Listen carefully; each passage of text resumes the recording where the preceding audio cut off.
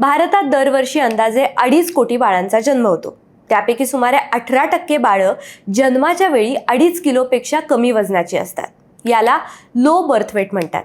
आणि हा फक्त एक आकडा नाही आहे, कारण ज्या बाळांचं वजन जन्माच्या वेळी कमी असतं त्यांना पुढे जाऊन डायबिटीज, हार्ट डिसीजेस आणि मेंदूच्या विकासाच्या समस्यांचाही धोका सर्वाधिक असतो.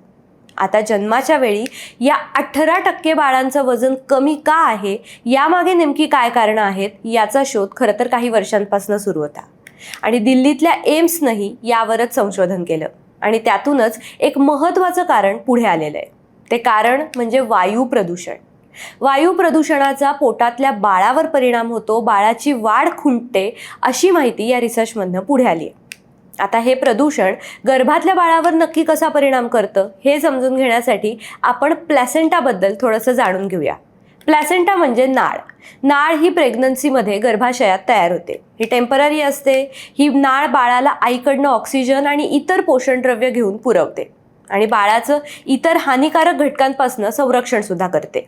पण एम्सच्या संशोधनात काय आढळलं तर हवेतले PM2.5, PM10 हे जे अतिसूक्ष्म प्रदूषित कण असतात ते नाळेला पार करून थेट बाळापर्यंत पोहोचतात.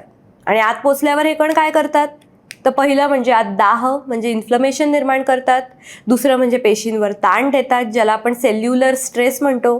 आणि तिसरं म्हणजे बाळाच्या वाढीशी संबंधित असलेल्या जनुकांच्या कामांमध्ये बदल घडवतात. म्हणजे एखादी गर्भवती स्त्री प्रदूषित हवेच्या संपर्कात समजा जास्त काळ आली तर हे सूक्ष्म प्रदूषित कण शरीरात सूज आणि ऑक्सिडेटिव्ह स्ट्रेस वाढवतात. त्यामुळे नाळ आणि बाळ या दोघांच्या वाढीसाठी असलेलं प्रोटीन हे कमी होतं आणि साहजिकच बाळाला मिळणाऱ्या पोषण आणि ऑक्सिजनच्या पुरवठ्यात अडथळा निर्माण होतो.